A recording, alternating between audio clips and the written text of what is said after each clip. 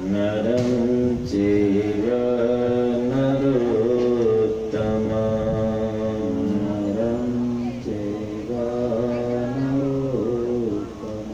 देवीं सरस्वतीं व्यासं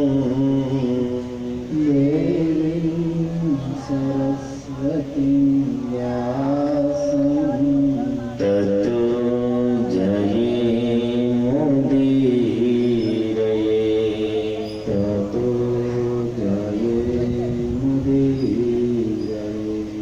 कृष्णाय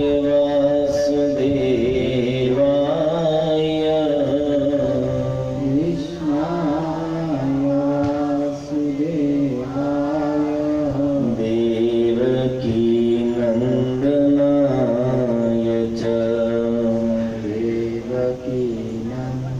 देवकीनन्दनाय च नन्दगोपकुमाराय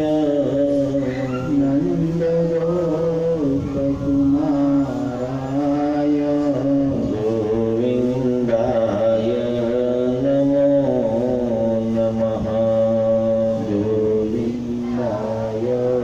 नमो नमः नमो महावदान्याय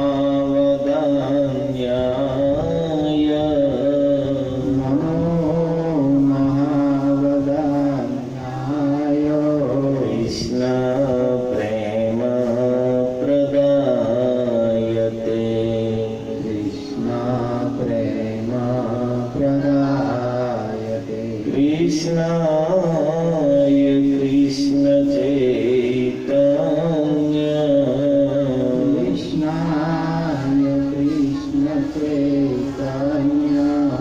नामिने गौरत्विषे नमः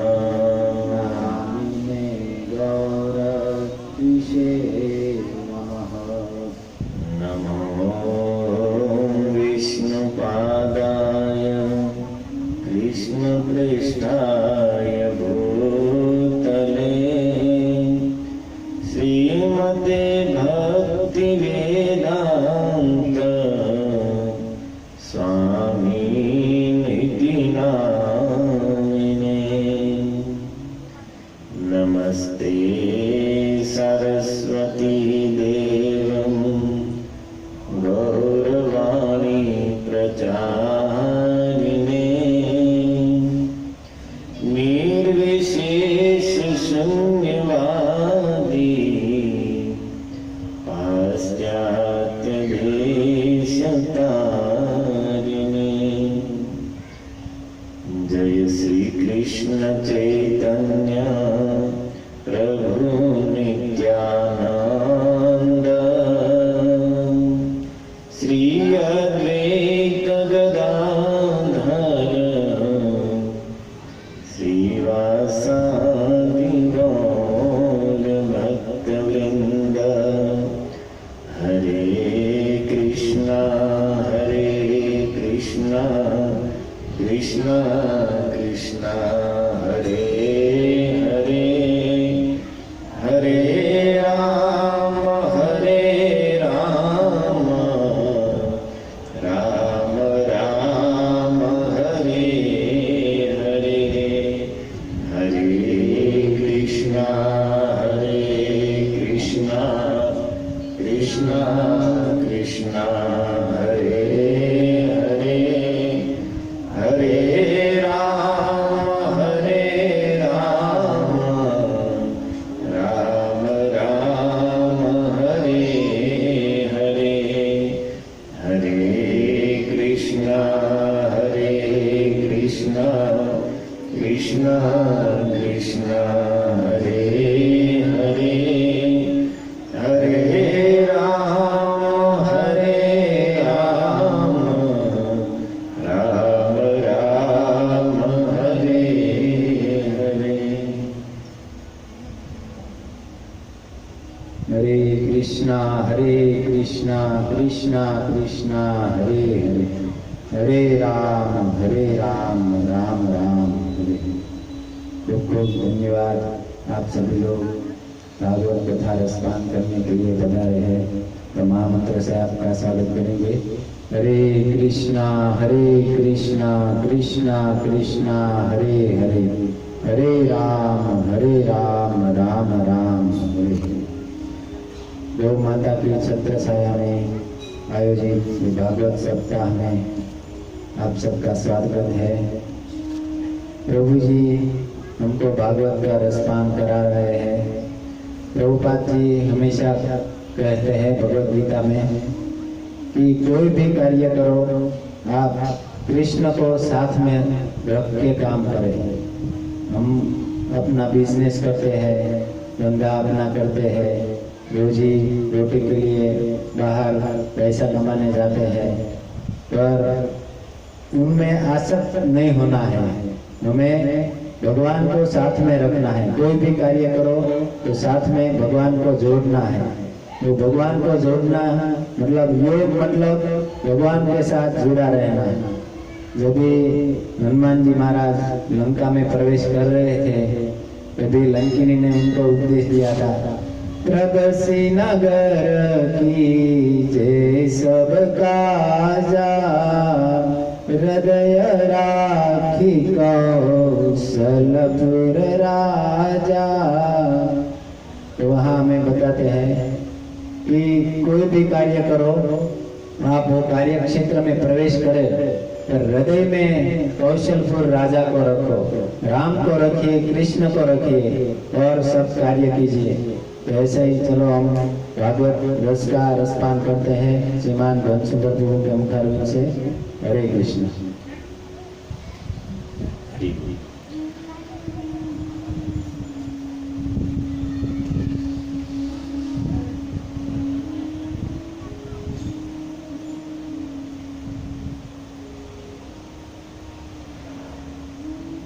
इस श्री चैतन्य गगनगिरी गौशाला के प्रांगण में आयोजित श्रीमद् भागवत सप्ताह के तृतीय दिन भगवत कथा सुनने पधारे हुए सभी श्रोताओं के चरणों में साष्टांग दंडवत प्रणाम करते हैं।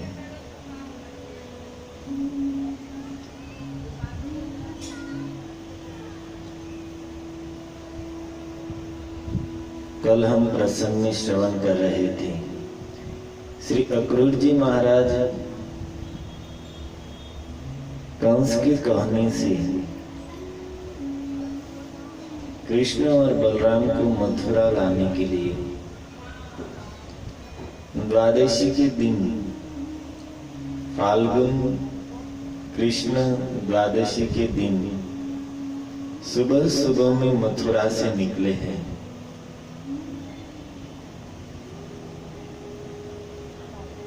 नंद भवन जाने के लिए और रास्ते में अनेक प्रकार से मनोरथ करते हुए अक्रूर जी जा रहे हैं।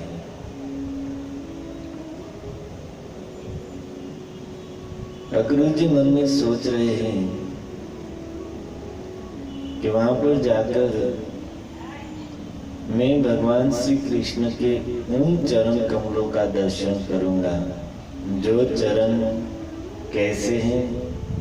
तो कहते हैं, यदर्चितं ब्रह्म भवादिभिः सुरे श्रिया च देव्या मुनिभिः ससात्मते गोचारणायानुचरश्चरध्वने यद्गोपिकानां कुचकुंकुमांकितम्। मैं भगवान श्री कृष्ण के उन चरण कमलों का दर्शन करूंगा जो यद अर्चितम ब्रह्म भव आदि भी सुने। ब्रह्मा जी, शिव जी इत्यादि बड़े बड़े देवता जिन चरण कमलों की अर्चना करते हैं अर्थात पूजन करते हैं, उपासना करते हैं, श्रियाच देविया भगवती लक्ष्मी जिन चरण कमलों की निरंतर सेवा शुश्रूषा करने में लगी रहती हैं। मुनि भी, जो बड़े बड़े मननशील मुनि हैं, वे भी उन चरण कमलों का ध्यान करते हैं। और सात्वते समस्त भक्तजन जिन चरण कमलों की सेवा करते हैं,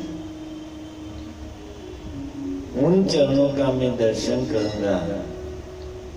और भगवान कृष्ण के जो चरण, जिसकी ऐसी अद्भुत महिमा है कि बड़े बड़े देवता, लक्ष्मी जी सब जिसकी सेवा करते हैं, कृष्ण के वह चरण क्या करते हैं? तो कहते कि यद गोचारणायानुचरश्चरध्वने, वही चरण खुले गौ माता के पीछे पीछे उसकी सेवा के लिए चलते हैं। जिस चरणों की सेवा संपूर्ण सृष्टि करती है, भगवान की वही चरण गायों के पीछे खुले चलते हैं। जब भगवान श्री कृष्ण गोप बने, पहले तो वत्सपाल थे, बछड़ों को चराने के लिए जाते थे। और वह भी घर के आसपास, नंद भवन के आसपास छोटी छोटी बछिया और बछड़े को चराते थे। और हर रोज माता यशोदा के पास जिद करते थे कि मैया, अब मैं बड़ा हो गया, अब मैं गाय चराने जाऊंगा। माता यशोदा कैसे भी समझा बुझाकर उसकी बात को टालती थी, लेकिन हर रोज एक ही जिद। तो एक दिन नंद बाबा ने शांडिल्य ऋषि को बुलाकर मुहूर्त निकाला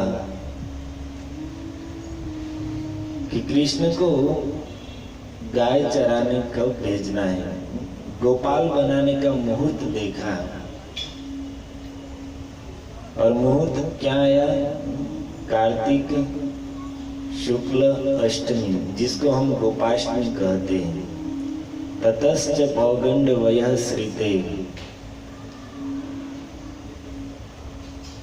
पौगंड वय 6ठे वर्ष में भगवान पहुंचे हैं। तब उसको गोपालन की सम्मति मिल गई है। तो गोपाष्टमी के दिन बहुत बड़ा भव्य उत्सव हुआ, गायों का पूजन हुआ। और फिर कृष्ण को सज धज कर गोचारण के लिए निकलने का समय आया। माता यशोदा ने कृष्ण के लिए वन में जाने के लिए बहुत ही सुंदर पादुकाएं बनाई थी। यशोदा जी ने कृष्ण के चरणों में वह पादुका रखी और कहा कि लाला तू इसे पहन ले। कृष्ण कहते कि मैया ये क्या है, इसको क्यों पहना? अरे बेटा तू वन में जाएगा तो वन के कंटे और कंकर तेरे चरणों में लगेंगे, इसलिए तू ये पहन ले। तब कृष्ण कहते कि मैया तो क्या ये गायों को भी नहीं कंटक लगते होंगे? माता यशोदा कहती कि अरे लाला तू बहुत भोला है। अरे ये तो पशु है और पशु को थोड़े कुछ कंकर या कंटे लगते हैं। बस इतना सुनना था। भगवान कृष्ण इतने क्रोधित हो गए कि उसने सारा श्रृंगार बिगाड़ दिया। गले में जो आभूषण धारण कराए थे वो सब फेंक दिए और धूल में लौटने लगे। माता यशोदा पूछते कि लाला क्या हुआ, तू क्यों ऐसा कर रहा है? अब रो रहे चिल्ला रहे, तूने मेरी गैया मैया को पशु क्यों कहा? रो रहे उसका कारण कि तूने मेरी गैया मैया को पशु क्यों कहा? अंत में माता यशोदा कान पकड़कर कहती है कि लाला मैं माफी मांगती हूँ और आज के बाद कभी मैं गाय को पशु नहीं कहूंगी। तब समझे और फिर से स्नान कराकर श्रृंगार करके और फिर वन में भेजा है। भगवान को गाय इतनी प्रिय है कि कोई अपने मुख से उसे पशु कह दे तो यह भी उससे सहन नहीं होता है। इतना प्यार है गाय के प्रति। रामायण में राम जी कैकेयी माता ने जब वनवास दिया है, अयोध्या से निकले हैं सीता जी के साथ, लक्ष्मण जी साथ में हैं, तीनों ही अयोध्या के राजपथ से अयोध्या वासियों को समझाते हुए चलते चलते वशिष्ठ जी के द्वार पर पहुंचे हैं। वशिष्ठ मुनि ने पहले से ही समाचार प्राप्त कर लिया था। द्वार पर ही आकर राम जी का स्वागत करने खड़े थे और भी आश्रम में रहने वाले जो भी ऋषि मुनि ब्राह्मण कुमार सब द्वार पर खड़े थे। वहां पर पहुंचकर राम जी ने गुरु वशिष्ठ अरुंधति माता के चरणों में साष्टांग दंडवत प्रणाम किया है और वशिष्ठ जी के सामने हाथ जोड़कर कहते हैं कि गुरुदेव, मेरी माँ वृद्धा है, तपस्वी है और उस पर भी मेरे वियोग में अति दुखी है। अब उसकी संभाल आप ही रख सकते हैं। मेरे पिता भी मेरे वियोग में अति दुखी है, इसको भी आप ही सांत्वना दे सकते हैं। सबकी देखभाल सौंपकर अंत में राम जी कहते हैं कि भगवान, मेरे और लक्ष्मण के राजमहल में जो सेवक है हमारे वियोग में बहुत दुखी है और उस पर भी जो जनकपुर से आए हुए हैं, जनक महाराज ने अपनी बेटियों के साथ सेवक के रूप में दास दासियां दी थी, वो सब अयोध्या में थे। तो राम जी कहते कि वो लोग तो हमारे वियोग में अति दुखी हैं। यद्यपि मैंने उन सब के लिए व्यवस्था कर दी है, लेकिन फिर भी मेरे जाने के बाद उसके साथ कोई अन्याय न हो, उसका कुछ तिरस्कार न हो, ये भी आपको ही संभालना है। राम जी की बात को सुनकर वशिष्ठ जी तो अत्यंत भावमग्न हो गए कि राम, धन्य है जिसको अपने सेवक की भी इतनी चिंता रहती है, और तुम्हारे मन में जिसकी चिंता है, क्या किसी देवताओं में भी इतना सामर्थ्य है कि उस व्यक्ति का कुछ अनिष्ट करने का सोच सके? तुम जिसकी चिंता कर रहे हो पुत्र, उसका इस सृष्टि में कोई अनिष्ट कर नहीं सकता है। और उसी समय वशिष्ठ जी की गाय नंदिनी अपने बछिया के साथ में दौड़ती हुई वहां पर आ गई और उसको देखकर राम जी ने साष्टांग दंडवत प्रणाम किया है। लक्ष्मण जी भी भूमि पर लेटकर दंडवत प्रणाम किए और सीता माता ने भी अपना मस्तक भूमि पर रख दिया। नंदिनी ने राम जी का मस्तक सूंघा है और सीता जी को प्रणाम करते हुए देखकर नंदिनी ने अपनी डोक, अपनी ग्रीवा सीता माता के मस्तक पर रख दी। वशिष्ठ जी कहते हैं कि पुत्र राम, मैं इस नंदिनी के भाव को समझता हूं, वो तुम्हें महान यश प्राप्त होने का आशीर्वाद दे रही है। तुम जिस कार्य के लिए जा रहे हो, जिस देवताओं के कार्य को सिद्ध करने के लिए जा रहे हो, इस कार्य में तुम्हें महान यश की प्राप्ति होगी। और पुत्री सीता तुम्हें भी ये आशीर्वाद दे रही है अखंड सौभाग्यवती का। और फिर राम जी नंदिनी के सामने, उस गाय के सामने हाथ जोड़कर कहते हैं कि माता, यह राम 14 साल के लिए इस अयोध्या को धरोहर के रूप में आपको सौंप कर जा रहा है। 14 साल तक, जब तक यह राम वन से वापस न आ जाए, तब तक इस अयोध्या की जिम्मेदारी आपको सौंप कर जा रहा है। इतना सुनते ही नंदिनी ने अपना दक्षिण चरण आगे किया और उससे धरती कुरेदने लगी। वशिष्ठ जी कहते हैं कि पुत्र राम, बस हो गया। नंदिनी के इशारे को मैं समझ रहा हूँ, वो तुम्हें कह रही है जब 14 साल तक इस अयोध्या के सामने आंख उठाकर देखने की किसी की हिम्मत नहीं होगी। किसी देवता में भी इतना सामर्थ्य नहीं है कि अब तुम्हारे आने तक अयोध्या के सामने आंख उठाकर देख सके। इस नंदन की ताकत को मैं जानता हूँ। इस सृष्टि के अद्वितीय योद्धा विश्वामित्र, ऐसे ऐसे दिव्यास्त्र विश्वामित्र जी के पास है जो देवताओं के लिए भी दुर्लभ है। लेकिन विश्वामित्र के उन सारे दिव्यास्त्रों को नंदिनी ने अपनी हुंकार मात्र से व्यर्थ कर दिए थे। जब विश्वामित्र ने मुझ पर आक्रमण किया तो अकेली इस नंदिनी ने सैन्य के साथ विश्वामित्र जी को परास्त कर दिया, उसके सारे दिव्यास्त्रों को व्यर्थ कर दिया। अब विश्वामित्र जिसके सामने घड़ी भर नहीं टिक सके, उसके सामने और कौन टिक पाएगा। इसलिए पुत्र, तुम निश्चिंत होकर जाओ। अब 14 साल के लिए अयोध्या की चिंता को तुम भूल जाओ। राम जी ने फिर से प्रणाम किया है और वहां से निकल रहे हैं तो नंदिनी हुंकार कर रही है, मानो भगवान से कह रही है कि प्रभु मैं भी आपके साथ आना चाहती हूँ। राम जी भी मुस्कुराते हुए इशारे में कहते हैं कि माता, इस बार नहीं, लेकिन अगली बार जब हम आएंगे, इस बार तो एक ही बार वन में जाना हो रहा है, अगली बार जब द्वापर युग में मैं आऊंगा तो हर रोज वन में जाना होगा और हर रोज साथ में लेकर जाऊंगा।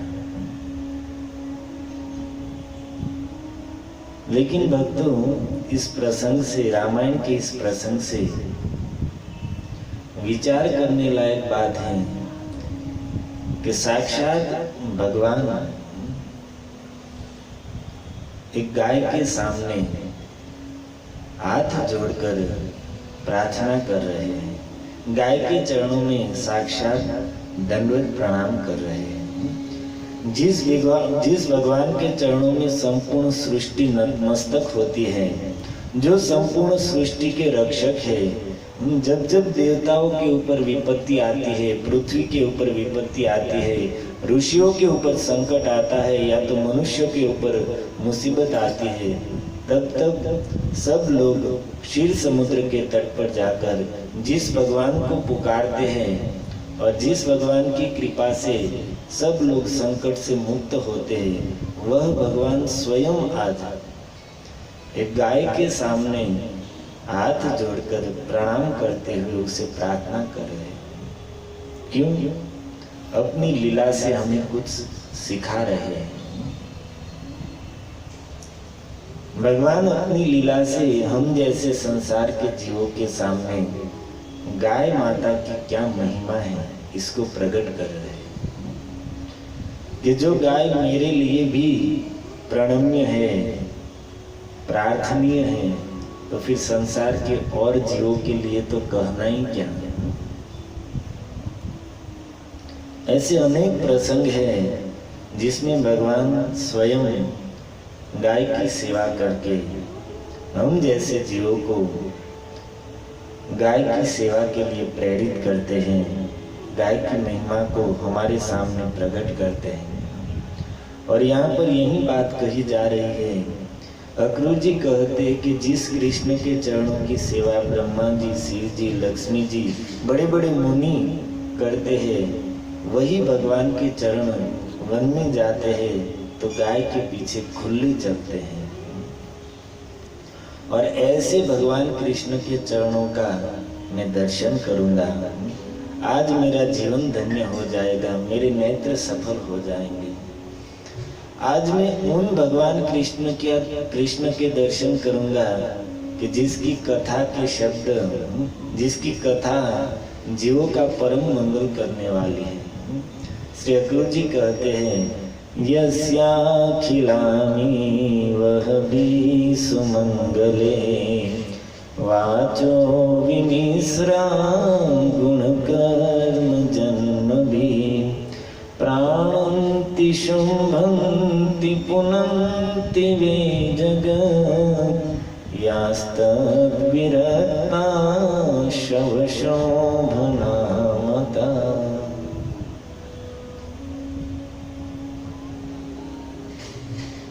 वाचो विमिश्रा गुण कर्म जन्म भी सुमंगले। भगवान श्री कृष्ण के मंगलमय नाम रूप और गुण से मिश्र अर्थात युक्त वाणी कान के रास्ते से हृदय में जाते ही अखिल अमीवहा जीव के समस्त तापों को समस्त पापों को नष्ट कर देते हैं।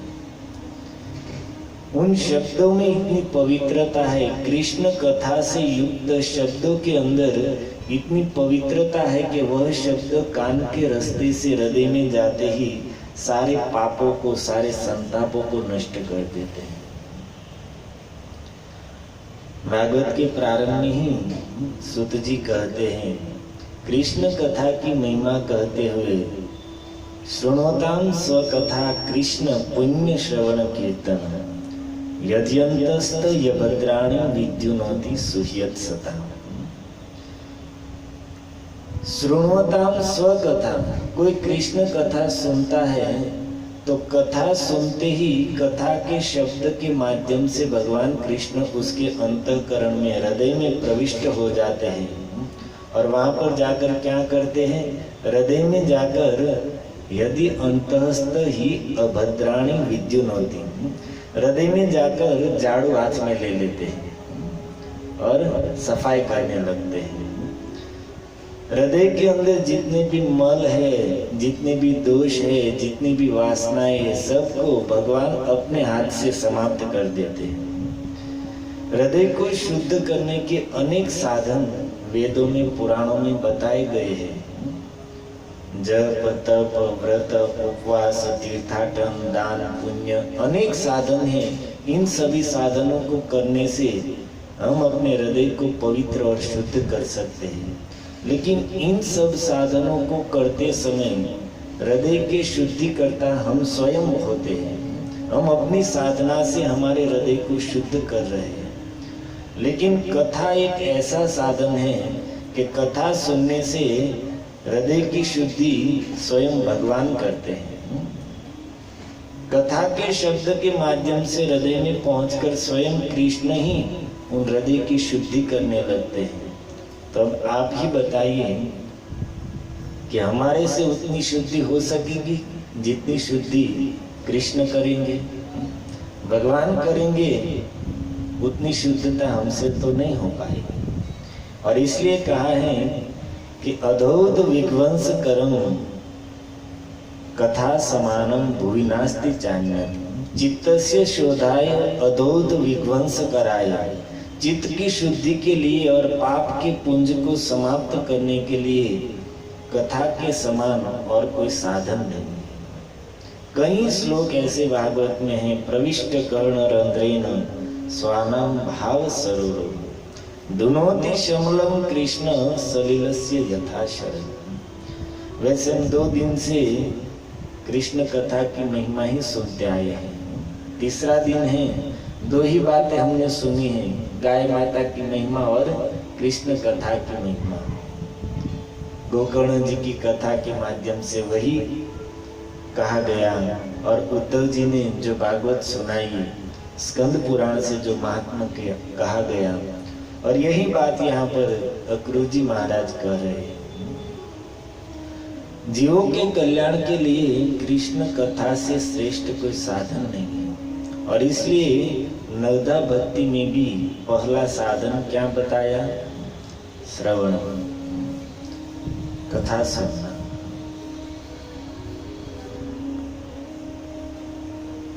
महाराष्ट्र के एक महान संत हुए। महाराष्ट्र के सतारा जिले के एक गांव में बेट नाम का गांव था और वहां पर आज से 200-300 साल पहले 18वीं सदी में एक भक्त हुए। गोपाल पंत नाम के ब्राह्मण थे जो दरिद्र थे परंतु बहुत विद्वान थे। कई ब्राह्मण कुमार उसके पास वेदों का, शास्त्रों का अध्ययन करने आते थे और उनके पास से जो दक्षिणा मिलती थी उसी से उसका परिवार चलता था। और इस गोपाल पंत के एक पुत्र थे जिसका नाम था ज्योति पंत। और ज्योति पंत, गोपाल पंत पिताजी अत्यंत विद्वान थे, लेकिन पुत्र ज्योति पंत बिल्कुल मूर्ख। उसके पिताजी को बहुत क्रोध भी आता था, बहुत समझाते थे, पढ़ाते थे, लेकिन इसको कुछ समझ में ही नहीं आता था। 20 साल की उम्र हो गई और उसके पिताजी समझा समझा कर थक गए, लेकिन गायत्री मंत्र भी स्पष्ट उच्चारण करना नहीं सीख पाए। जन्म से ब्राह्मण कुल में जन्म लिया था तो थोड़े संस्कार थे, तो कभी कभी राम नाम जप लेते थे और कुछ आता नहीं था। सिर्फ गायत्री मंत्र, अब हमें तो लगता है कि गायत्री मंत्र रास्ते पर बज रहा है, ओम भूर्भुवः स्वः जानते हैं, लेकिन ऐसे नहीं हो जाता है। उसके उच्चारण की भी विधि होती है। जड़ भरत जी को भी उसके पिताजी समझा समझा कर थक गए, लेकिन गायत्री मंत्र का उच्चारण, ओमकार का उच्चारण नहीं कर पाए। वो तो जानते थे, जानबूझकर फंसना नहीं था इसलिए नहीं बोल रहे थे, लेकिन ये ज्योति पंत तो बेचारे सचमुच में उससे नहीं हो रहा था। अब एक दिन उसके पिताजी इतना क्रोध आया कि अरे मूर्ख, इससे तो अच्छा होता कि तेरी माँ वांझ रह जाती, ऐसा मूर्ख पुत्र पाने से। जा, निकल जा घर से, तेरी कोई जरूरत नहीं है। अब क्रोधित होकर अपने बेटे को घर से निकाल दिया और ये ज्योति पंत भी दुखी होकर घर से निकल गई। और गांव के पास वन था और उस वन में एक छोटा सा गणेश जी का मंदिर था। और मंदिर के अंदर जाकर ये ज्योति पंत बैठ गए। मंदिर का द्वार अंदर से बंद कर दिया और गणेश जी के सामने बैठ गए और रोते रोते गणेश जी से प्रार्थना करते कि हे भगवान, आप तो बुद्धि के देवता है, तो आप कृपा करके मुझे थोड़ी बुद्धि दे दीजिए। बस वहीं पर गणेश जी के सामने प्रार्थना करते हुए ऐसे ही भूखे प्यासे बैठे रहे। 1 दिन, 2 दिन, 5 दिन, 6 दिन चले गए। और इधर उसके पिता गोपाल पंत, जब क्रोध शांत हुआ तो उसे बहुत दुख हुआ कि अरे, मैंने अपने पुत्र को इतना भला बुरा कह के निकाल दिया। तो उसे बहुत दुख हुआ और अपने पुत्र को ढूंढने निकले, लेकिन कहीं पर पुत्र मिला नहीं। उसकी माँ को जब इस बात का समाचार मिला तो उसे भी बहुत दुख हुआ और सभी और ढूंढा, लेकिन ज्योति कहीं पर मिला नहीं। और इधर 6 दिन हो गए भूखे प्यासे। उस बालक को देखकर गणेश जी के हृदय में दया आ गई और उसी ज्योति पंत के सामने, उसी मंदिर में गणेश जी चतुर्भुज रूप में प्रकट हो गए। दिव्य प्रकाश। ज्योति पंत तो देखते ही एकदम प्रसन्न हो गए, चरण पकड़ लिए। गणेश जी कहते हैं कि क्या चाहिए पुत्र, क्यों इतना दुखी है? तब ज्योति पंत कहते हैं कि महाराज, पहले तो मेरे हृदय में विद्या प्राप्त करने की कामना थी, लेकिन अब आपको देखकर मेरे हृदय में इच्छा हो रही है, मुझे तत्व ज्ञान प्राप्त करना है और भगवान के चरणों में एक निष्ठ भक्ति प्राप्त करनी है। गणेश जी के दर्शन करते ही उसके हृदय में जो विद्या प्राप्ति की कामना थी वो समाप्त हो गई और भक्ति की कामना जाग गई। और क्यों न हो, संतों के, भक्तों के दर्शन का यही तो फल है कि भगवान के प्रति भाव जागृत हो। और गणेश जी भगवान श्री कृष्ण के बहुत बड़े भक्त हैं। गणेश जी की भक्ति के बारे में आप लोगों को जानना हो तो 18 पुराणों में एक ही ब्रह्म वैवर्त पुराण, उसमें स्पेशल एक खंड है जिसका नाम है गणेश खंड। कभी उठाकर पढ़िए तब मालूम होगा कि गणेश जी कितने बड़े कृष्ण भक्त हैं। यहाँ तक उसमें लिखा है, उस गणेश खंड में गणेश जी के बारे में ही पूरा लिखा हुआ है, कैसे उसका जन्म हुआ, किस प्रकार उसका मस्तक कटकर हाथी का मस्तक हुआ। जो संसार में प्रचलित कथा है उससे थोड़ी अलग है, क्योंकि कल्प वेद के अनुसार कथाओं में भी भिन्नता रहती है। और उसमें यहाँ तक कह दिया है कि तुलसी देवी विवाह के लिए गणेश जी के पास गई, और तब गणेश जी ने उसको समझाते हुए कहा कि देवी, पुरुष तो इस जगत में एक ही है और वह है कृष्ण। विवाह के योग्य, पति होने योग्य एकमात्र कृष्ण है, तो विवाह करना है तो उससे करो। अरे मैं तो उसका सेवक हूँ, सेवक के साथ तुम विवाह करके क्या करोगे? करना है तो स्वामी के साथ विवाह करो। और गणेश जी ने तुलसी को कृष्ण के पास भेजा है, ऐसी भी कथा है उसकी। तो ऐसे महान परम वैष्णव गणेश जी का दर्शन करके ज्योतिपंत कहते कि प्रभु मुझे तत्व ज्ञान प्राप्त करना है और भगवान के चरणों में अनन्य भक्ति प्राप्त करनी है। गणेश जी कहते हैं कि पुत्र, भले ही तुम्हारे मन में कामना नहीं है, लेकिन मैं तुम्हें विद्या प्रदान कर रहा और तत्व ज्ञान और भक्ति भी दूंगा, लेकिन समय आने पर। अभी मैं तुम्हें विद्या दे रहा हूँ। इतना कहकर गणेश जी ने अपने हाथों से उसकी जिह्वा पर ओम लिख दिया, क्योंकि ओमकार ही समस्त विद्याओं का बीज है। वेदों का मूल भी ओमकार है, ओमकार से ही वेद प्रकट होते हैं। और फिर गणेश जी तो अंतर्ध्यान हो गए और ज्योतिपंत अपने घर पर आ गए। पिता माता बहुत खुश हुए, लेकिन वो भी आश्चर्य, उसे भी आश्चर्य हो रहा था कि कोई कुछ पूछता तो अपने आप मुंह से ज्ञान प्रकट होने लगता। अभी इतने बड़े विद्वान और पंडित हो गए कि आसपास के गांव में भी उसकी विद्वत्ता की चर्चा होने लगी। बड़े बड़े विद्वान भी क्या कहते, अपनी उलझन सुलझाने के लिए उसके पास आने लगे। देखते ही देखते बहुत बड़े पंडित के रूप में ज्योतिपंत की ख्याति हो गई। लेकिन क्या करे, पंडित ऐसे पेट तो भरेगा नहीं, कुछ काम काज तो करना पड़ेगा, और काम धंधा कुछ था नहीं। तो उस समय पुणे में उसके मामा रहते थे, जिसका नाम था महीपति। और वे महीपति पुणे के राजा, पाशवा नाम था जिसका, उसके प्रधान सेवक थे। तो मामा के पास गए काम के लिए, और मामा ने कहा कि ठीक है, वैसे भी मुझे काम का बहुत बोझ रहता है, मेरा थोड़ा काम तू कर लेना, महीने में 4 रुपया तनख्वाह मिलेगी। ठीक है, क्योंकि उस समय 18वीं सदी की बात है, तो 4 रुपया भी बहुत होता था। आज के समय में भिखारी भी नहीं लेते 1-2 रुपया।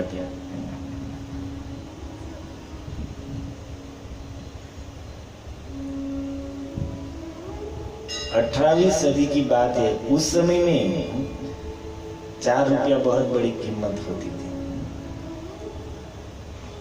हमने सुना है कि आज से 70-80 साल पहले कुछ 50 पैसे किलो गाय का शुद्ध घी मिलता था। आज तो 1000 रुपया कम से कम लगेगा, और 1000 रुपया से अंदर कोई दे तो समझ लेना डुप्लीकेट है। अब 300-400 में तो दूध घी की बात ही मत करना। 300-400 में थोड़ा घी आएगा, भैंस का भी ओरिजिनल नहीं आएगा। लोग कहां से कैसे कैसे बनाते, राम जाने। हमारे पास तो भाई घर की गाय है, भावनगर में 5 गाय रखते हैं, और हम मानते हैं कि 1500 से अंदर देसी गाय का घी तैयार नहीं होगा। गौशाला वाले बेचारे देते हैं 800-1000 रुपया जो भी हो, तो एक सेवा के भाव से, नहीं तो बेचने के लिए करेंगे तो 1500 से भी कम नहीं। हमारे अहमदाबाद में एक गौशाला है, सभी यहाँ की तरह ही भारतीय देशी गाय है। 2200 रुपये लीटर घी बेचते हैं, फिर भी वहां पर बुकिंग होता है, और 125 रुपया लीटर दूध का है, फिर भी लाइन में रहना पड़ता है। जो कीमत जानते हैं वो तो, अब अमरूद 200 रुपये में मिले तो भी सस्ता है।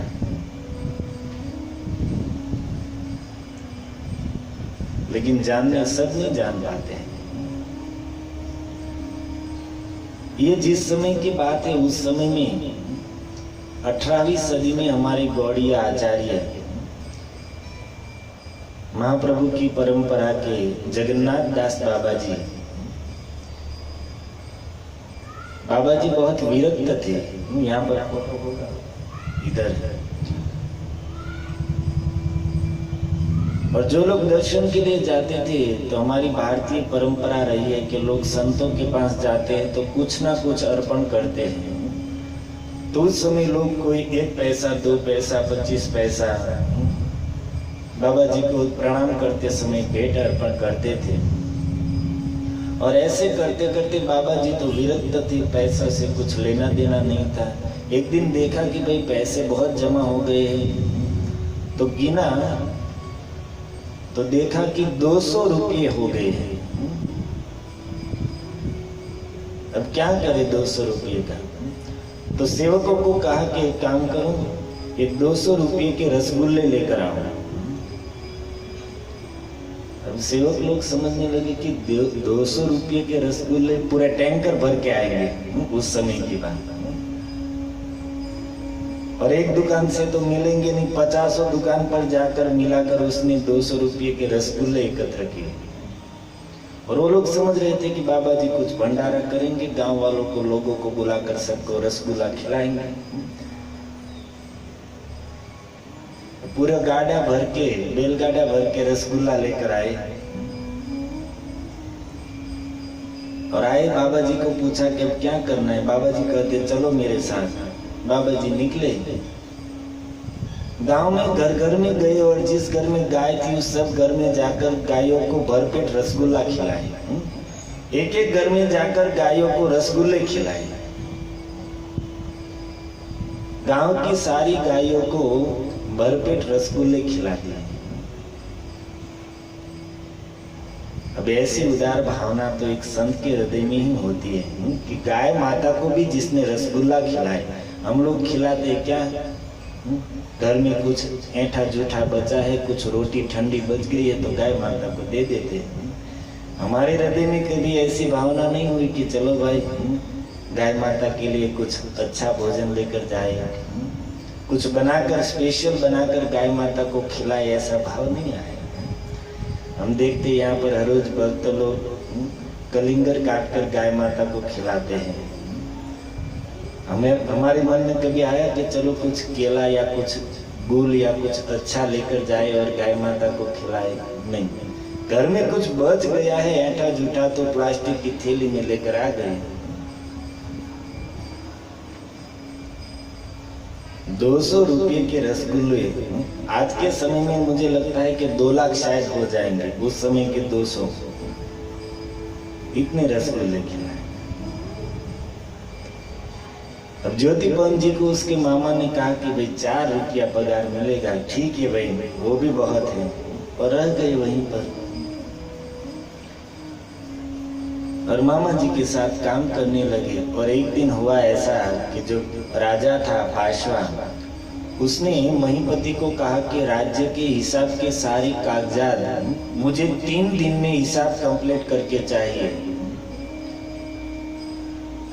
अब वो महीपति सोचने लगे कि अरे पूरे राज्य के हिसाब के सारे कागजात कई कर्मचारी मिलकर महीने में भी नहीं सुलझा पाएंगे, और 3 दिन में। लेकिन वो राजा बहुत ही कड़क स्वभाव का था, तो उसके सामने कुछ बोल नहीं पाए और चिंतित हो गए कि क्या करूं मैं। तब ज्योतिपंत जी ने कहा कि मामा जी, आप चिंता मत कीजिए, मैं ये कार्य कर सकता हूँ, लेकिन एक शर्त पर। क्या? मुझे एकांत कमरे में सारे कागज दे दीजिए और वहां पर कोई आने नहीं चाहिए। जल की और सुंदर आसन और फल की व्यवस्था कर दीजिए और 3 दिन तक उस कमरे में कोई नहीं आए तो मैं सारा कार्य कर दूंगा।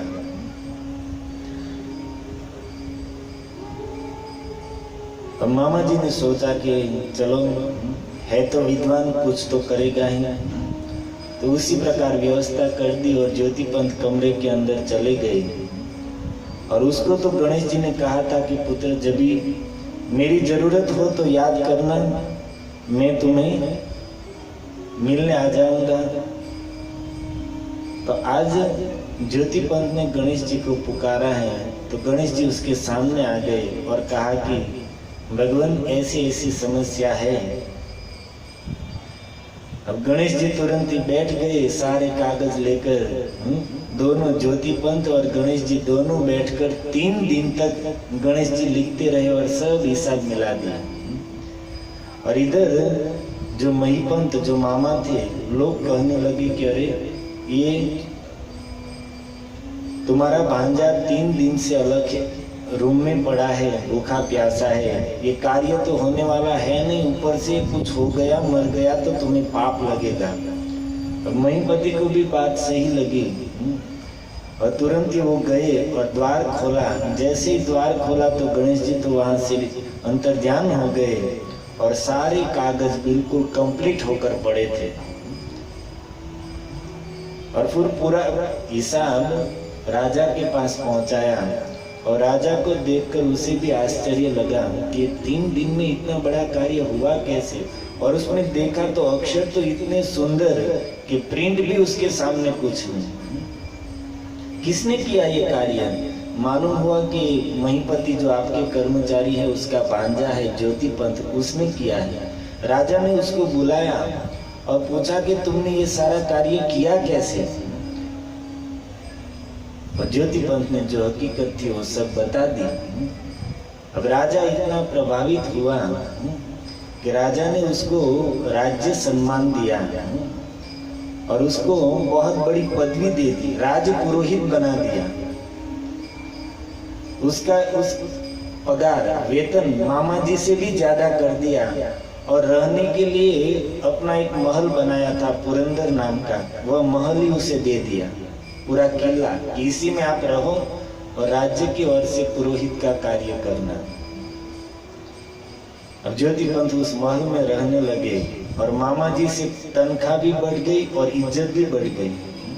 और फिर उसने अपने माता पिता को भी वहीं पर बुला लिया और माता पिता के साथ सुखपूर्वक वहीं पर राजा के यहाँ पर पुणे में रहने लगे और सुखपूर्वक दिन व्यतीत होते थे। थोड़े दिन के बाद थोड़े महीने बीते हैं, साल बीते हैं। एक दिन रात्रि में सोए हैं ज्योति पंत और गणेश जी स्वप्न में आए और कहा कि ज्योति पंत, अब कब तक इसमें फंसे रहोगे, इस राज्य कार्य में, सुख सुविधाओं में फंसे रहोगे? तुम तो मुझे कहते थे कि तत्वज्ञान प्राप्त करना है और भगवान के चरणों में भक्ति प्राप्त करनी है, तो उठो, इन सब वस्तुओं को छोड़कर यहाँ से काशी चले जाओ। गणेश जी की बात सुनते ही अपनी सारी संपत्ति दान में देकर, माता पिता की सारी व्यवस्था करके, एक ब्राह्मण को सेवा के लिए साथ में लेकर वहां से निकल गए और पुणे से चलते चलते सीधे काशी गए। काशी में जाकर हर रोज का नियम बना लिया, मणिकर्णिका घाट पर जाकर गंगा जी में स्नान करते थे और फिर पूरा दिन बैठकर भगवान नाम का जप करते थे। ऐसे साधना करते करते 6 महीने बीत गए और एक दिन सुबह सुबह में मणिकर्णिका घाट पर गंगा जी में स्नान कर रहे थे और स्नान करके जैसे ही बाहर आए तो वहां पर एक शूद्र व्यक्ति खड़ा था। उसने हाथ में गंगा जल लेकर ज्योति पंत के ऊपर फेंका। अब शूद्र के हाथ से लगा हुआ जल स्पर्श होते ही वो फिर से स्नान करने चले गए। और डुबकी लगाकर बाहर आए और उसके सामने देखकर कहते हैं कि इस तरह किसी को परेशान करना ये ठीक बात नहीं है। और तब तक उसके देखते देखते वह चांडाल था, वह भगवान व्यास के रूप में परिणत हो गया। साक्षात भगवान श्री कृष्ण द्वैपायन वेदव्यास मुनि उसके सामने प्रकट हो गए और इतना ही कहा कि पुत्र, आज रात्रि में तुम व्यास मंडप पे सोना, मैं तुम्हें श्रीमद् भागवत प्रदान करूंगा। काशी विश्वनाथ मंदिर में अंदर या तो आसपास कहीं व्यास मंडप है। अब ज्योतिपंत वहीं पर रात्रि में जाकर सो गए और रात्रि प्रसार हुई। सुबह में जब जगे तो क्या देखते हैं कि उसके बिस्तर में ठीक उसके मस्तक के पास श्रीमद् भागवत ग्रंथ पड़ा हुआ है। दिव्य पोथी भागवत की पड़ी है। उसको देखकर प्रसन्न हो गए और फिर ज्योतिपंत ने नियम बना लिया कि हर रोज सुबह में गंगा जी में स्नान करके सीधे ही व्यास मंडप में आ जाते और वहां पर बैठकर पूरा दिन भागवत को पढ़ते, भागवत के श्लोकों का मधुर स्वर में गान करते, पाठ करते। और ज्योतिपंत जब भागवत का पाठ करते थे, उसका गान करते थे, तो भगवान काशी विश्वनाथ ब्राह्मण के रूप में वहां पर आकर बैठते थे और उसके मुख से भागवत सुनते थे। क्योंकि कृष्ण कथा और कृष्ण नाम के सच्चे प्रेमी तो महादेव जी ही है, इसलिए तो भागवत ने उसे वैष्णवों के गुरु कहा है। अमरनाथ में देवी पार्वती जी को अमर कथा सुनाने ले गए थे। कौन सी अमर कथा? भागवत ही तो है वो अमर कथा। तत्व ज्ञान कहे या ब्रह्म विद्या कहे या अमर कथा कहे, जो भी कहे सब भागवत में ही है, भागवत ही है सब। रोज महादेव जी आकर सुनते थे और एक दिन तो इतने प्रसन्न हुए कि अपने साक्षात रूप से, काशी विश्वनाथ रूप से ज्योतिपंत के सामने प्रकट हो गए और महादेव जी के दर्शन करके वो भी आनंद मग्न हो गए। तब शिव जी कहते हैं कि आपने भागवत की कृपा से ज्ञान भी प्राप्त कर लिया है और कृष्ण के चरणों में भक्ति भी प्राप्त कर ली है, इसलिए अब आप यहाँ से जाइए अपने वतन। महाराष्ट्र प्रदेश में जाकर अब आप इस भागवत का प्रचार कीजिए, क्योंकि इस जगत के जीवों का कल्याण करने वाला कृष्ण कथा से श्रेष्ठ कोई साधन नहीं है। भगवान काशी विश्वनाथ के वचन है उस ज्योतिपंत के प्रति कि इस जगत में जीवों का कल्याण करने के लिए कृष्ण कथा से श्रेष्ठ कोई साधन नहीं है, इसलिए आप जाकर इस कथा का प्रचार कीजिए। और भगवान काशी विश्वनाथ के कहने से ज्योतिपंत वहां से फिर महाराष्ट्र में आ गए और उसने भागवत का भरपूर प्रचार किया। कई पद भी लिखे, आज भी महाराष्ट्र में उसके कृष्ण भक्ति के पद प्रचलित हैं, लोग गाते हैं। और इतना ही नहीं, ज्योतिपंत जी ने ओवी छंद में, मराठी में ओवी छंद में पूरे भागवत का अनुवाद भी कर दिया। तो हमने तो आप लोगों को यह कथा इसलिए सुनाई कि यहाँ पर जो बात कही जा रही है वही बात ज्योतिपंत को भगवान विश्वनाथ ने कही कि जीवों का कल्याण करने के लिए सबसे श्रेष्ठ साधन है तो वह है कृष्ण कथा।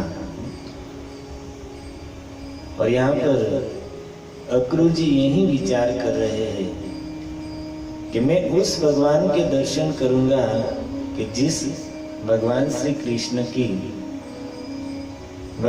कृष्ण के नाम रूप गुण से मिश्रित वाणी कान के रास्ते से अंतःकरण में जाते ही उस जीव के अखिल अमीवह सारे दोष, सारे पाप, सारे संताप समाप्त हो जाते हैं, नष्ट कर देते हैं यह कृष्ण कथा से युक्त शब्द।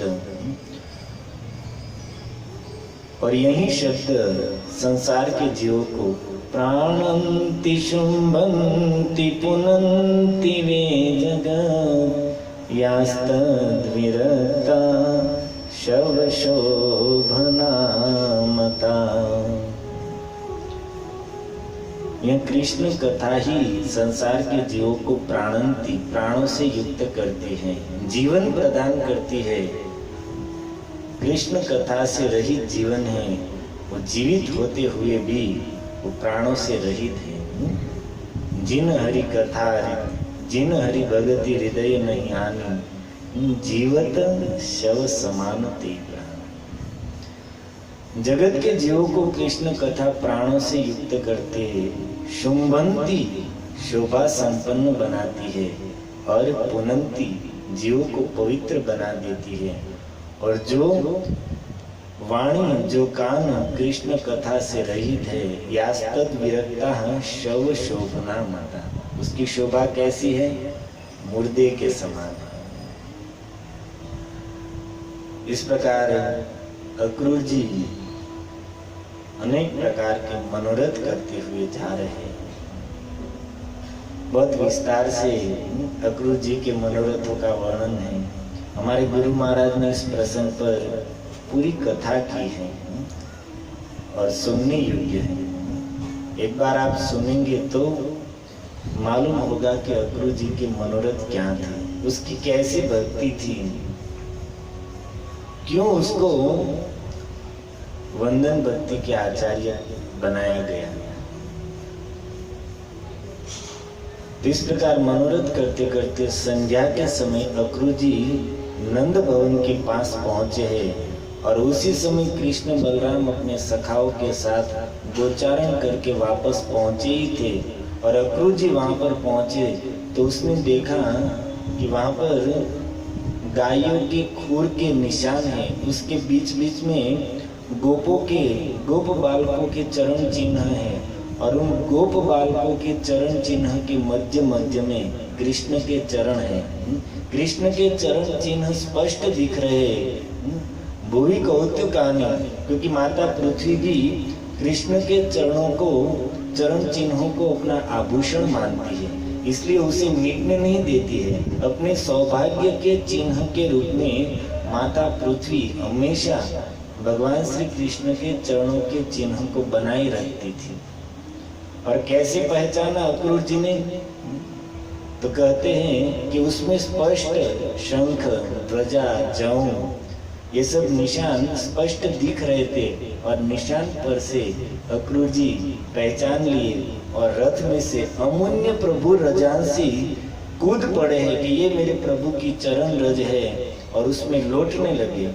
बारंबार खड़े हो रहे हैं और खड़े होकर दंड के समान गिर रहे हैं, फिर खड़े होते फिर गिरते हैं। आंख में से आंसू बह रहे, उस चरण रज को शरीर पे, आंखों पर, मस्तक पर लगा रहे हैं, और भगवान के चरण चिन्हों को बारंबार दंडवत प्रणाम कर रहे हैं। और इसलिए रूप गोस्वामी ने अक्रूर जी को वंदन भक्ति के आचार्य के रूप में घोषित किया। और फिर बड़ी मुश्किल से रथ में सवार होकर नंद भवन में पहुंचे हैं। उस समय कृष्ण बलराम गोदोहन कर रहे थे। अक्रूर जी रथ से कूदकर सीधे ही कृष्ण के चरणों में गिरे हैं। भगवान ने देखा, उसको उठाया है। अरे चाचा, आप, हृदय से लगाया। फिर दोनों भाई आदर और सम्मान पूर्वक उसको घर के अंदर लेकर गए हैं। नंद भवन में ले जाकर अक्रूर जी का अनेक प्रकार से स्वागत किया है, भोजन कराया है, सुख पूर्वक पलंग पर बैठाए है, सब समाचार पूछा है। और अक्रूर जी ने रास्ते में जो जो मनोरथ किए थे, वो सारे मनोरथ भगवान ने पूर्ण किए। आते समय रास्ते में उसने जो जो सोचा था, वह सारे के सारे मनोरथ भगवान ने अक्रूर जी के पूर्ण किए। और क्यों न हो, भगवान के प्रति किए हुए मनोरथ कभी व्यर्थ नहीं हो सकते। हम मनोरथ तो बहुत करते हैं, लेकिन हमारा एक एक मनोरथ संसार के प्रति होता है। मनोरथ का अर्थ क्या है जानते हैं? हमारा मन इच्छाओं के रथ पर सवार होकर सर्वत्र भटकता रहता है, इसी को मनोरथ कहा है। और संसार के मनोरथों को काल कभी सिद्ध होने नहीं देता है। काल का कार्य क्या है जानते हैं? संहार करना। सृष्टि संचालन करने वाली भगवान की अनेक शक्तियां हैं, उसमें एक शक्ति है संहार करने वाली, और इस जगत का संहार करने वाली जो भगवान की शक्ति है उसी का नाम है काल, और उसका कार्य ही संहार करना। काल प्रतिक्षण इस जगत को नाश की ओर ले जा रहा है। जितनी भी वस्तु है उन सबको काल दिन प्रतिदिन विनाश की ओर लेकर जा रहा है। चाहे हमारा आयुष्य हो, चाहे हमारी बुद्धि हो, शरीर हो, संपत्ति हो, इस जगत की जड़ चेतन कोई भी वस्तु हो, सभी वस्तु को काल विनाश की ओर लेकर दिन प्रतिदिन जा रहा है। व्यक्ति कितना भी अच्छे से अच्छा अपना बंगलो बना ले, फ्लैट बना ले, लेकिन थोड़ा समय जाते ही लाखों रुपया देकर कलर कराया है घर में, लेकिन कितने साल टिकेगा? आजीवन ऐसे ही रहेगा। काल उसको उखाड़ देगा। धीरे धीरे 5 साल, ज्यादा से ज्यादा 10 साल में दोबारा कराना ही पड़ेगा। घर बनाया है तो कितना सुंदर होता है, लेकिन वही घर काल के प्रवाह में अपने आप 20, 25, 30 साल जाते ही पूरा जर्जर हो जाता है। हम कई ऐसे किले देख रहे हैं जो बड़े बड़े राजा महाराजा ने बनाए थे, और कितने मनुष्यों की बलि देकर, कितने मजदूरों को कार्य कराकर, पशुओं की तरह कार्य कराकर बड़े बड़े किले बनाए, और उस समय बनाए थे, उस समय उसकी क्या शोभा होगी, कितने विशाल और भव्य होंगे। लेकिन आज वो सब किले प्रायः खंडेर स्थिति में पड़े हैं, और कोई कोई तो भूत बंगलो बन गए, उसमें कोई जाने के लिए तैयार नहीं है, भूत रहते हैं।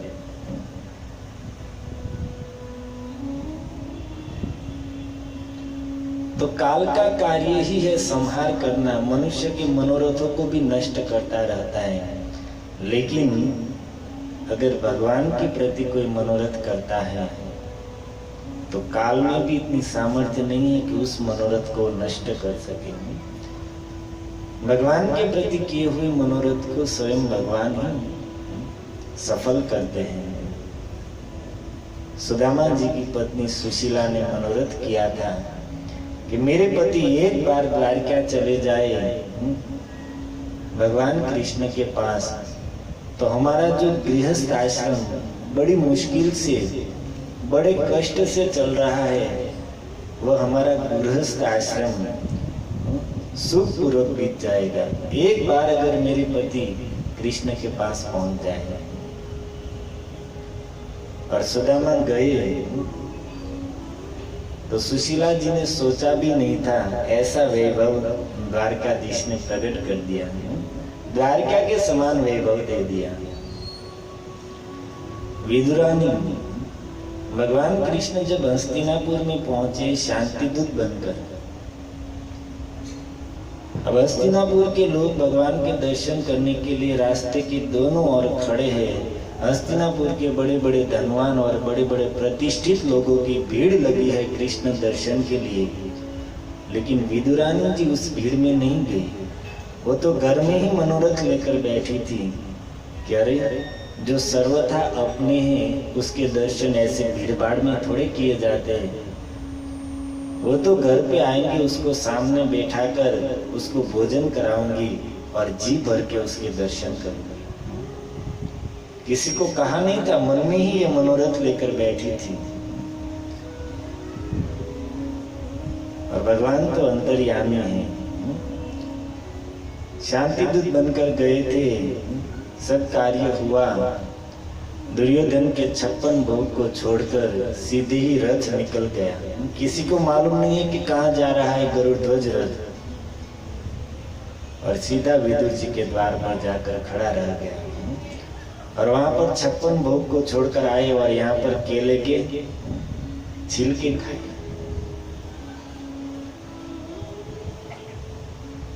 भगवान के प्रति किया हुआ मनोरथ कभी व्यर्थ नहीं जाता है।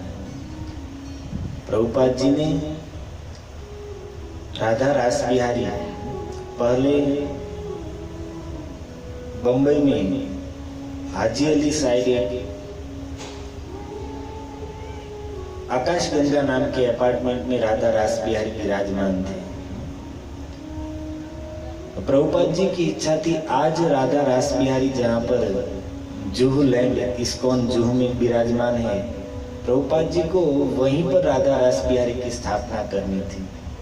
लेकिन अन्य जो भक्त लोग थे उनकी इच्छा थी कि वहां पर आकाश गंगा बिल्डिंग में जहाँ पर रास बिहारी जी थे उसी के आसपास कहीं पर जगह लेकर वहीं पर उसकी स्थापना करनी। सब भक्तों की यही इच्छा थी, लेकिन प्रभुपाद जी की इच्छा थी यहाँ पर जुहू में उसकी स्थापना करना।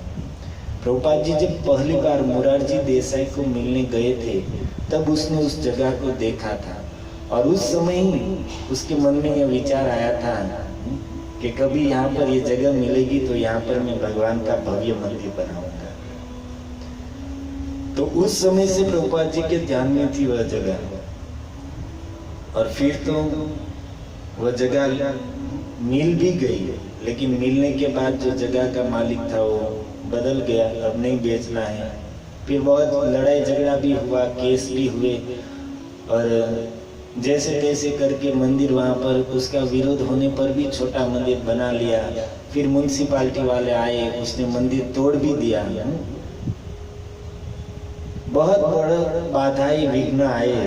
आप रास बिहारी का पूरा इतिहास पढ़ सकते हैं, प्रभुपाद लीलामृत में विस्तार से लिखा है। लेकिन सब कुछ होते हुए भी अंत में क्या हुआ जानते हैं? जो मिस्टर नायर करके कोई व्यक्ति थे उसकी वह जगह थी और उसने प्रभुपाद जी ने उसको पैसा भी दे दिया था। 16 लाख में वो जमीन खरीदी थी तो उसमें से थोड़ा पैसा भी दे दिया था, लेकिन फिर वो बेचना नहीं चाहता था। अलग अलग बहाने बनाता था, केस करता था, पुलिस में फरियाद करता था और अंत में प्रभुपाद जी ने उसको बुलाया समझाने के लिए और वो मिस्टर नायर आया। प्रभुपाद जी ने सभी भक्तों को कह दिया कि आप कोई अंदर नहीं आएंगे, मैं और वे हम 2 ही रूम के अंदर बैठेंगे, उसको मैं समझाऊंगा। तो प्रभुपाद जी के साथ वो नायर बैठे थे और प्रभुपाद जी ने बहुत समझाया लेकिन वो समझ नहीं रहा था और अंत में तो प्रभुपाद जी थोड़े क्रोधित हो गए, वो भी सामने थोड़ा क्रोधित हो गया और थोड़ी ज्यादा चर्चा हुई और क्रोधित होकर वह फिर रूम से बाहर निकल गया और द्वार को जोर से पटक कर वहां से चला गया। और उसी दिन रात्रि में उस नायर को हार्ट अटैक हो गया और राम नाम सत्य।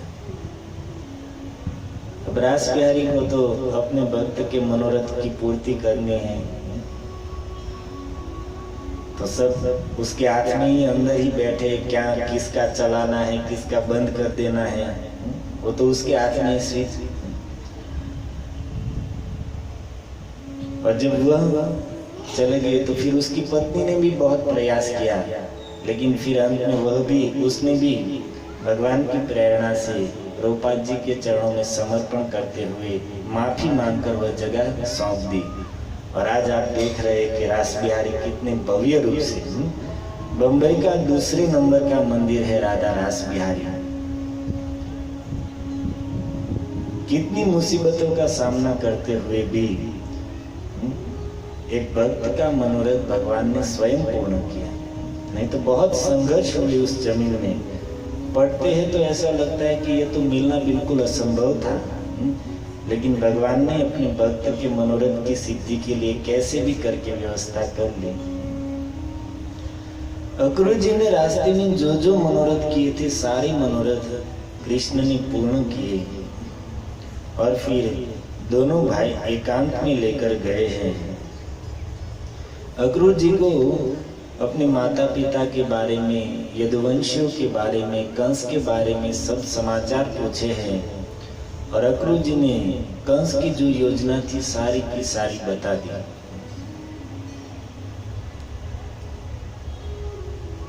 अक्रूर जी के मुख से सुनकर भगवान कृष्ण ने नंद बाबा को कहा कि बाबा, मथुरा में महाराज कंस बहुत बड़ा धनुष यज्ञ कर रहे हैं और उसको देखने के लिए हम लोगों को निमंत्रण है, तो हमें कल सुबह में ही जाना है। सुनते ही नंद बाबा ने भी पूरे नंद गांव में घोषणा करवा दी और सब लोग रात्रि में तैयार होने लगे। दूध दही के मटके भर भर कर छकट में रखने लगे और सुबह होते ही कृष्ण बलराम अक्रूर जी के रथ में सवार हुए हैं और जो सखा लोग थे, गोप लोग थे और नंद बाबा इत्यादि अलग से अपने अपने छकड़े लेकर चले हैं। गोपियों की विरह वेदना का भी विस्तार से वर्णन हुआ है कि गोपियों की क्या स्थिति हुई।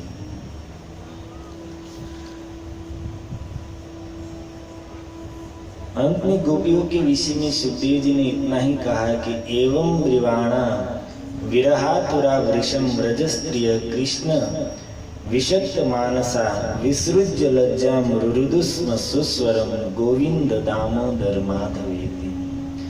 गोपियां रास्ते पर आ गई और लज्जा को छोड़कर कृष्ण को रोकने के लिए जोर जोर से गोविंद दामोदर माधव कहते हुए पुकारने लगी।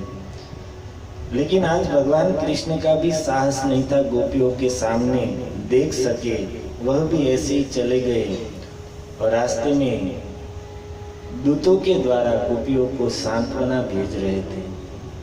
सामने से नहीं कह सके, लेकिन दूसरों के माध्यम से आयास्य इति दैत्य के दूतों के द्वारा मैं आऊंगा ऐसा समाचार गोपियों को दिया है। और फिर अक्रूर जी का रथ, जब तक रथ दिखता रहा तब तक गोपियां रथ की ध्वजा को देखती रही और जब रथ देखना बंद हो गया तो गोपियां अपने अपने घर में चली गई हैं और कृष्ण कथा से ही अपने प्राण को टिकाकर व्रज में रहने लगी। और इधर वो रथ मध्याह्न के समय सुबह से चला था नंद भवन से और दोपहर के समय कालिंदी यमुना जी के तट पर पहुंचा। अब यमुना जी नंद भवन से इतनी दूर तो है नहीं कि रथ पर सवार होकर जाए और दोपहर का समय हो जाए, लेकिन चक्रवर्ती पाद में लिखा है कि भगवान बीच बीच में रथ रोककर दूतों के द्वारा गोपियों को संदेश भेज रहे थे और इसी में उसको समय लग गया और इसी में यमुना जी आते आते दोपहर हो गए। भगवान अपि संप्राप्तो रामाक्रूरयुतो नृप रथेन वायुवेगेन कालिंदीम अधनाशिनी। और वह रथ चलते चलते कालिंदी के तट पर पहुंच गया है। दोनों भाई रथ से नीचे उतरे और यमुना जी का जलपान किया है। और यमुना जल उस समय कैसा था तो लिखा है मणिमृष्टम, अमृत के समान स्वादिष्ट और मणि के समान स्वच्छ यमुना जी का जल था। और आज कैसा है यमुना जी का जल? गटर पूरी।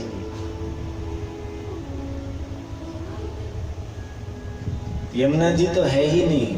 वर्ल्ड पर्यावरण संस्था ने यमुना जी को मृत घोषित कर दिया है। यमुना जी में दिल्ली की पूरी गटर बह रही है।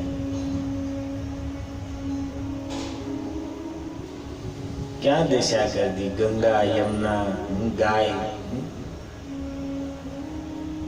और दोष हमारा है क्योंकि हमारे पास समय नहीं है। व्यापार से, परिवार से, अपने सांसारिक कामों से हमें समय ही नहीं है।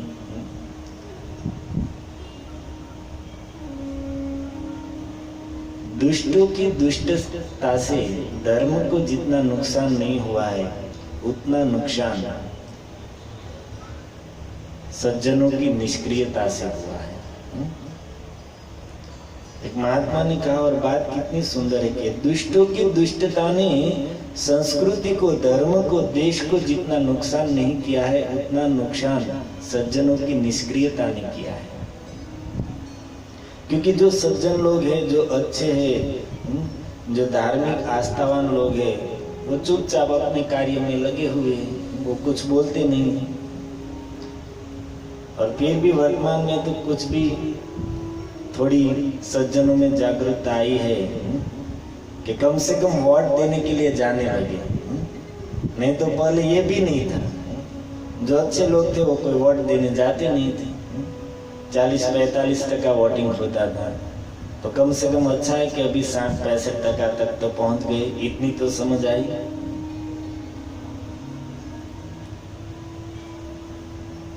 हमारे स्वार्थ ने गंगा यमुना में गटर मिला दी, गायों को कत्ल खाने में भेज दिया, केमिकल युक्त जल हमारी पवित्र नदियों में मिल गए।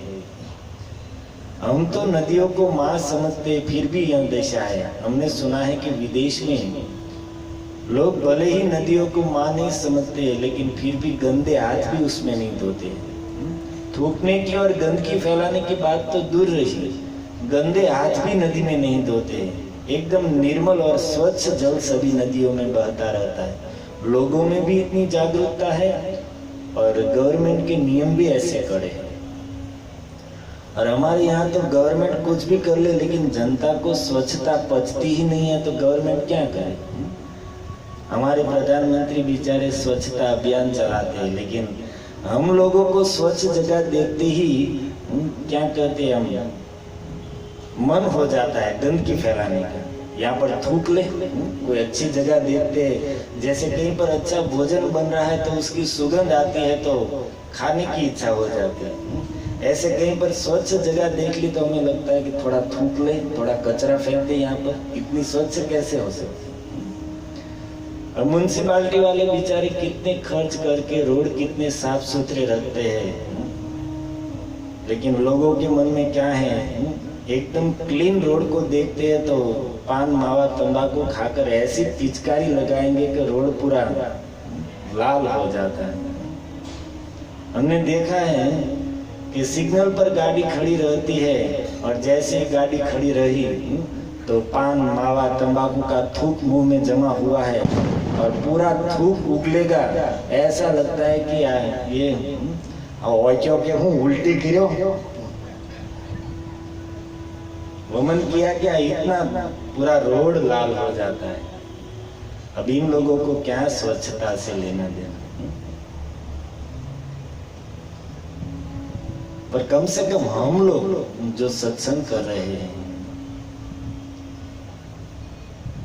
इतना तो समझना ही चाहिए कि यह धरती हमारी माँ है और माँ के ऊपर हम न तो थूक सकते हैं और न कचरा कर सकते हैं। इस धरती माता ने हमें क्या नहीं दिया है, इसी के आश्रय से हमारा जीवन टिका हुआ है। पृथ्वी माता ने ही तो हमें आश्रय दिया है, अन्न देती है, शाकभाजी देती है, फल देती है, पानी भी यहीं से भूमि में से ही आता है। हमारी रोजी रोटी भी माता पृथ्वी चला रही है, क्योंकि व्यापार करने की जो भी वस्तु है, धातु इत्यादि, पेट्रोल डीजल, सब माता पृथ्वी ही देती है।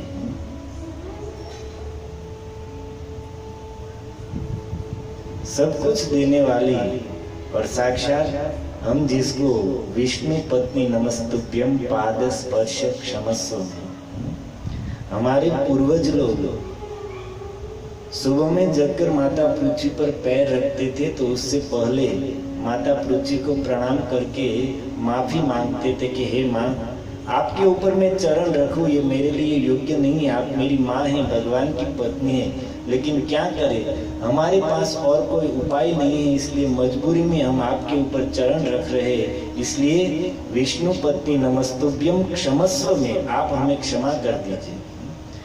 ऐसा कहकर पृथ्वी के ऊपर पैर रखते थे और आज हम लोग इसी पृथ्वी के ऊपर थूकते हैं, गंदगी करते हैं।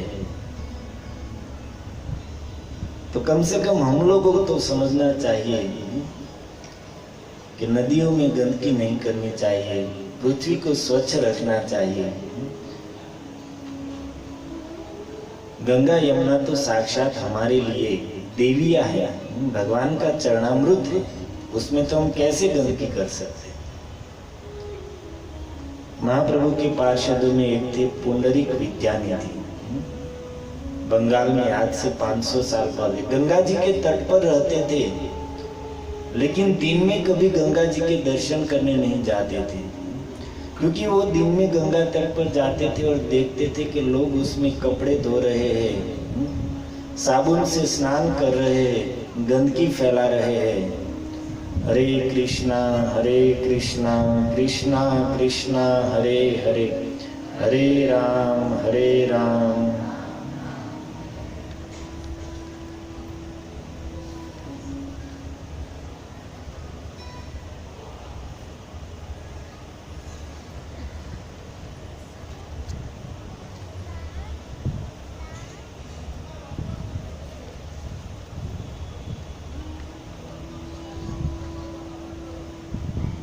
पुंडरीक विद्यानिधि जब दिन में गंगा तट पर जाते थे और देखते थे कि लोग गंदगी कर रहे थे तो उसका हृदय फटता था। वो देख नहीं पाते थे कि हम जिसको माँ मान रहे उसके साथ लोग ऐसा दुर्व्यवहार कर रहे हैं। तो दुख के मारे वो दिन में कभी गंगा जी के तट पर नहीं जाते थे। रात्रि हो जाने पर जब सब लोग सो जाते थे तो एकांत में गंगा तट पर जाते थे, माता गंगा को दंडवत प्रणाम करके उसके तट पर बैठकर कुछ नाम जप करते थे, महामंत्र जपते थे और फिर घर चले जाते थे। लेकिन विचार कीजिए उस महापुरुष को कितनी वेदना होती होगी। अब उस समय तो फिर भी गंगा यमुना की स्थिति बहुत अच्छी थी। आज उसने देख लिया होता तो क्या होता उसका। लेकिन जब वह रथ पहुंचा तो लिखा है कि मणिमृष्ट, मणि की आभा के समान यमुना जी का एकदम निर्मल और स्वच्छ जल था और अमृत के समान स्वादिष्ट जल था। दोनों भाइयों ने जल पान किया है और तब तक अक्रूर जी ने रथ को ले जाकर एक पेड़ की छांव में खड़ा कर दिया। दोनों भाई जल पीकर रथ पर जाकर बैठ गए। अक्रूर जी ने कहा कि आप दोनों बैठिए, मध्याह्न का समय हो गया है, मैं स्नान करके गायत्री करके आता हूँ। अक्रूर जी रथ से नीचे उतरे हैं और यमुना जी के अंदर स्नान करने के लिए जैसे ही डुबकी लगाई तो अंदर क्या देखते हैं, कृष्ण बलराम दोनों भाई जल के अंदर खड़े हैं। अक्रूर जी सोचने लगे कि ये दोनों भाई यहाँ कैसे आए। मन में सोचा कि है तो बहुत चंचल, हो सकता है कि मैं यहाँ आया तब तक दौड़कर कूदकर यहाँ आ गए हैं। तो बाहर निकलकर देखा तो दोनों भाई रथ में बैठे हैं। अक्रूर जी सोचने लगे कि भाई ये कैसे हो गया। फिर से डुबकी खाई और अंदर जाकर देखा तो दोनों भाई फिर से अंदर है। अब बाहर निकल कर देखे तो रथ पर बैठे हैं, अंदर जाए तो अंदर भी दोनों भाई हैं। और आखिर में अक्रूर जी ने देखा तो अक्रूर जी के देखते देखते ही बलराम जी अनंत शेष जी के रूप में हो गए। विशाल कैलाश पर्वत के समान उज्जवल शरीर है, हजारों मस्तक है और सभी मस्तक के ऊपर दिव्य मुकुट मणियों से जगमगा रहे हैं। और उसी समय अक्रूर जी ने देखा कि भगवान कृष्ण देखते ही देखते चतुर्भुज रूप में हो गए और विष्णु रूप होकर उस शेष जी की गोद में लेट गए। और सृष्टि संचालन करने वाली जितनी भी शक्तियां हैं वह सब मूर्तिमंत होकर भगवान की सेवा कर रही है। अक्रूर जी देख रहे कि शेष जी की सैया पर भगवान कृष्ण अपने नारायण रूप से सोए हुए हैं और सभी शक्तियां, सभी देवता, सभी लोकपाल सब सामने खड़े होकर भगवान की स्तुति कर रहे हैं, सेवा कर रहे हैं। ब्रह्मा जी, शिव जी इत्यादि बड़े बड़े देवता भी भगवान के चरणों की वंदना कर रहे हैं और प्रहलाद इत्यादि बड़े बड़े भक्त अपने भाव के अनुसार सामने खड़े होकर भगवान की विविध रूप से स्तुति कर रहे हैं। और अक्रूर जी ने भव्य ऐश्वर्य देखा है, शरीर रोमांचित हो गया भगवान के स्वरूप को देखकर। और फिर अक्रूर जी ने जल में ही भगवान की स्तुति की है। बहुत सुंदर और विस्तार से अक्रूर जी ने भगवान की स्तुति की है। और फिर भगवान ने अपने उस रूप को अंतर ध्यान कर दिया। अक्रूर जी बाहर आए तो अक्रूर जी के शरीर में रोमांच है। उस दृश्य को जो देखा है अक्रूर जी ने, भगवान के ऐश्वर्यमय स्वरूप को, शरीर पुलकित है, रोमांचित है, और उसी स्थिति में रथ पर आकर बैठ गए। जैसे ही अक्रूर जी रथ पर आकर बैठे हैं तो भगवान कहते हैं कि काका, चाचा, आपका मुख देखकर लग रहा है कि आपने कुछ आश्चर्यजनक घटना देखी है, कुछ अद्भुत वस्तु देखी है, पृथ्वी पर या आकाश में या पानी में, कहीं पर तो आपने कुछ ऐसा देखा है जिसके कारण आपके मुख से स्पष्ट हो रहा है कि आपने कुछ आश्चर्यमय देखा है, आपका मुख दिखा रहा है। अक्रूर जी कहते हैं कि प्रभु, सर्व आश्चर्यमयो अच्युतम, अब आपको देख रहा हूं तो संसार का कौन सा आश्चर्य देखना बाकी रह गया। जितनी भी अद्भुत वस्तुएं हैं, जितना भी संसार में, सृष्टि में आश्चर्य है, वो सब तो आपके अंदर है, और आपको मैं देख रहा हूं तो फिर और देखना बाकी क्या रह गया। और फिर वहां से रथ चला है, और रथ जब चल रहा है तो रास्ते के दोनों ओर लोगों की भीड़ जमी हुई है, क्योंकि सब जगह पर यह समाचार फैल गया था कि कंस के कहने से अक्रूर जी वसुदेव के दोनों पुत्र कृष्ण और बलराम को लाने के लिए गए हैं। तो सब जानते ही थे कि रथ पर सवार होकर इसी रास्ते से मथुरा जाने के लिए निकलेंगे। तो सब लोग रास्ते के दोनों ओर आकर कृष्ण बलराम का दर्शन करने के लिए आकर खड़े रह गए। जैसे रथ यात्रा निकलती है तो हम देखते हैं कि लोग रोड की दोनों ओर भगवान के दर्शन करने के लिए, और ये भी रथ यात्रा ही मान लीजिए, दोनों भाई तो वही है, एक बहन सुभद्रा नहीं है, बाकी तो रथ यात्रा ही है। और रथ चलता हुआ आ रहा है, सब लोग भगवान के दर्शन करके, कृष्ण के अद्भुत सौंदर्य का दर्शन करके अपने जीवन को, नेत्र को सफल मान रहे हैं। और इस कथा को सुन रहे हैं तो सुनते सुनते परीक्षित जी अत्यंत रोमांचित हो रहे हैं। और परीक्षित जी की कृष्ण कथा में ऐसी अद्भुत प्रीति को देखकर सुखदेव जी कहते हैं, मार्गे ग्राम जना राजंस तत्र तत्र उपसंगता। परीक्षित जी के लिए संबोधन दे रहे कि राजन, अर्थात राजते इति राजन, कृष्ण कथा सुनते हुए तुम कितने सुंदर लग रहे हो। कृष्ण कथा में तुम्हारी इतनी प्रीति है, कथा सुनते सुनते तुम्हें प्रसन्नता हो रही है, आनंद हो रहा है, नींद तो बिल्कुल नहीं आ रही है।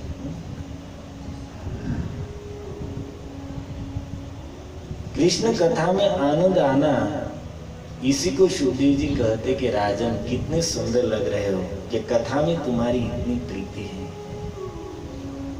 और हकीकत में सुंदरता यही है।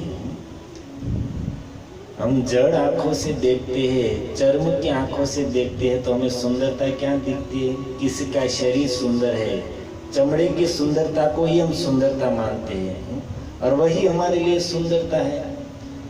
लेकिन ज्ञान की दृष्टि से देखा जाए तो ये शरीर का कोई महत्व नहीं है। ये चमड़ा सुंदर है तो वो भी थोड़े समय के लिए, थोड़े दिन में बुढ़ापा आएगा और सारी सुंदरता। और वैसे बाहर से ही सिर्फ ब्रह्मा जी ने मढ़ दिया है इसलिए सुंदर जैसा दिख रहा है, बाकी अंदर तो कोई वस्तु वर्णन करने लायक नहीं है। मल मूत्र हड्डी मांस क्या क्या है, आपको अंदर जाकर देखने की जरूरत नहीं है। इस शरीर के अंदर 9 छिद्र है, उसमें से जो वस्तु बाहर निकल रही है उसी से आप अनुमान लगा सकते हैं कि अंदर क्या होगा। जो बाहर निकल रहा है वही अंदर होगा। अब उसमें से कोई भी वस्तु एक भी ऐसी है कि जिसका हम वर्णन कर सके।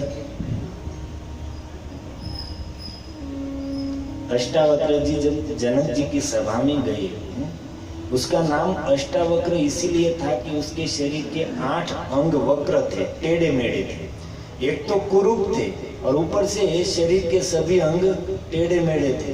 तो चल रहे थे तो बड़ी मुश्किल से एक एक पांव से चल रहे थे। और जैसे जनक जी की सभा में पहुंचे अष्टावक्र जी, तो वहां पर जो लोग सभाजन बैठे थे अष्टावक्र जी को देखकर अपनी हंसी रोक नहीं सके। सबको हंसी आ गई, ऐसे कुरूप थे।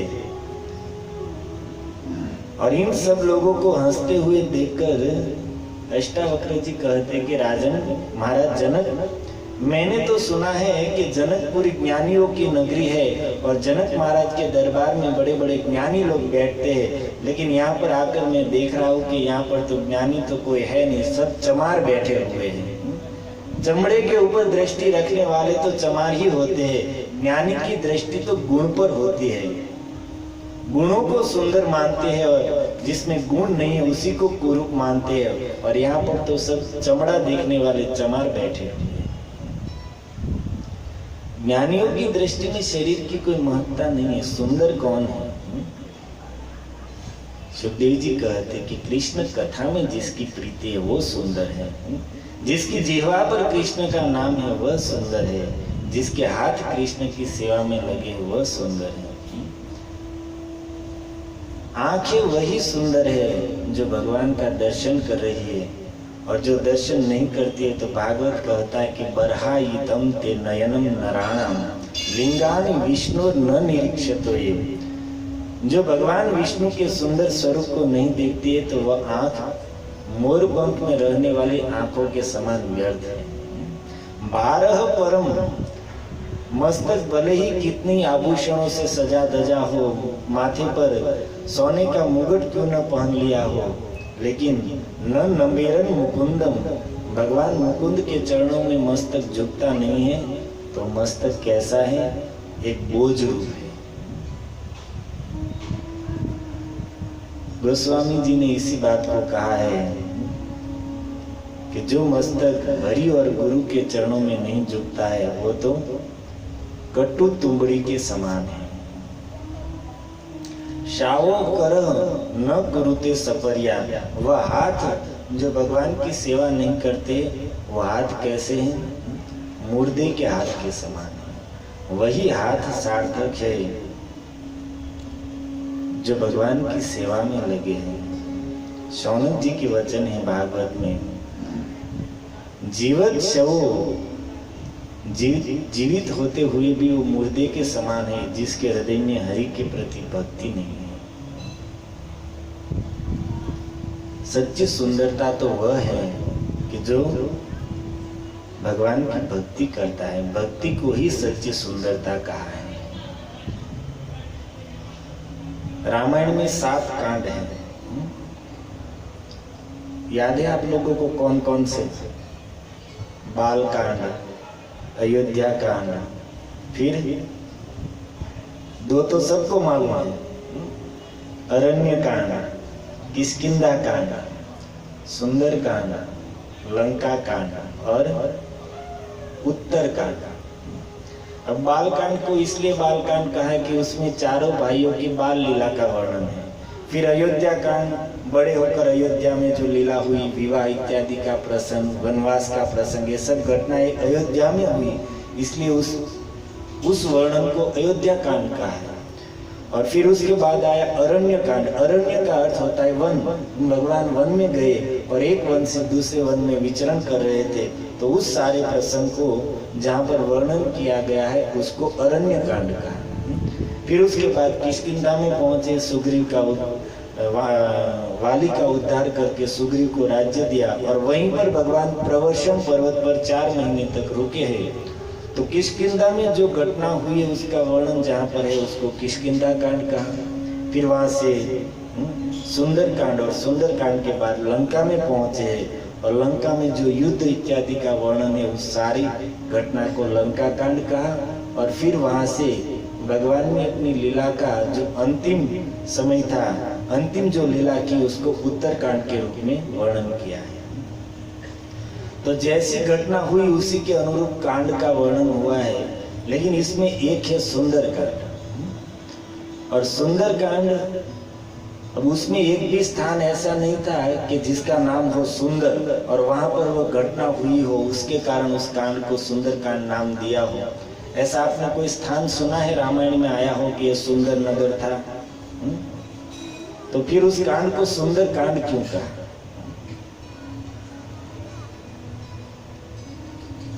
हनुमान जी का जीवन सुंदर था और इसलिए हनुमान जी के जीवन का जहाँ पर वर्णन आया है, हनुमान जी का चरित्र जिस कांड में वर्णन हुआ है उसको नाम दिया सुंदर कांड। और हनुमान जी को सुंदर क्यों कहा है? बहुत सुंदर थे इसलिए, मनुष्य जैसे बिल्कुल दिख रहे थे, मेकअप वेकअप करके आए थे, शूट बूट में आए। क्या सुंदर हनुमान जी को कहा क्यों? अब हनुमान जी तो बंदर के शरीर में थे।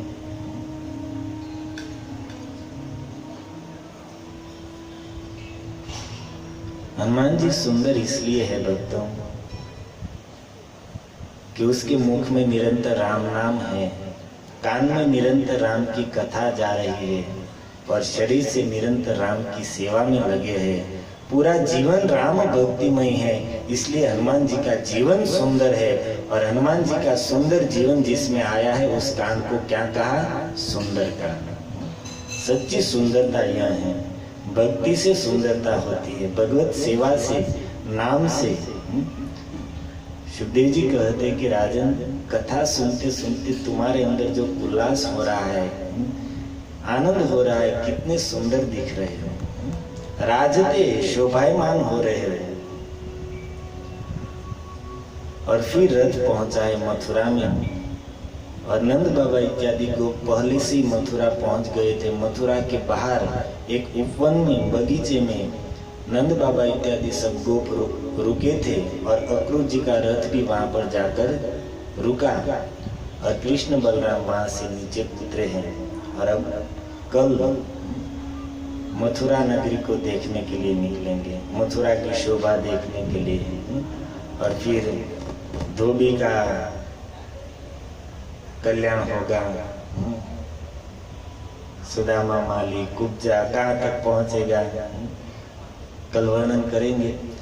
हरे कृष्णा कृष्णा कृष्णा हरे हरे, हरे राम। इस कथा में प्रसंग तो कहना है मथुरा लीला। अब मथुरा लीला में तो कल पहुंच पाएंगे, लेकिन आप लोग थोड़ा जल्दी आने का प्रयास कीजिए तो हम कथा थोड़ी ज़्यादा कह सकते हैं, क्योंकि कथा तो बहुत बाकी है। हरे कृष्णा कृष्णा कृष्णा हरे हरे, हरे राम राम राम हरे हरे। श्रील प्रभुपाद की निताय गौर प्रेमानंदे। हरि हरि बोल। हरे कृष्ण।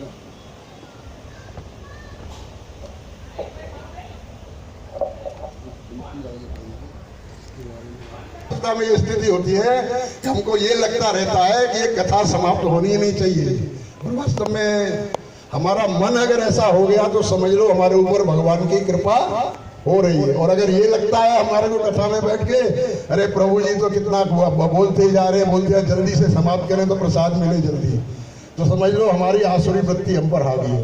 तो एक कथा का उद्देश्य यही होता है, सबने बताया है कि हम अपनी आसुरी वृत्तियों का नाश करके भगवत भक्ति की ओर प्रवृत्त हो। इसका उद्देश्य यही है। प्रभुपाद जी जो नित्यम भागवत सेवा बता के इसलिए गए हैं कि हमारा मन तो पापी है, वो जैसे ही माया, और माया बड़ी प्रबल है, उसके सानिध्य में आता है वो फौरन माया के आवेग में आकर भगवान से दूर चला जाता है, और भगवान से दूर जाना ही परम दुख का कारण है। तो प्रभु जी ने इतना सुंदर हमको कथा सुनाई, हमारा मन को उद्वेलित किया और हमको भक्ति की तरफ प्रेरित किया। तो उनके लिए एक बार हरे कृष्ण महामंत्र से अभिवादन करेंगे। हरे कृष्णा कृष्णा कृष्णा हरे हरे, हरे राम राम राम हरे हरे। हरे कृष्णा। और जो नित्य का चारकोप की कथा का जो है नियम है, भगवान की कथा का श्रवण किया और भगवान की लीलाओं का मंचन। तो एक नृत्य नाटिका डेली हम प्रस्तुत करते हैं, तो आप देखिए। और जो बालकों ने इतना सुंदर थोड़े से समय जो तैयारी किया है उसको आप आशीर्वाद प्रदान करिए। हरे कृष्ण।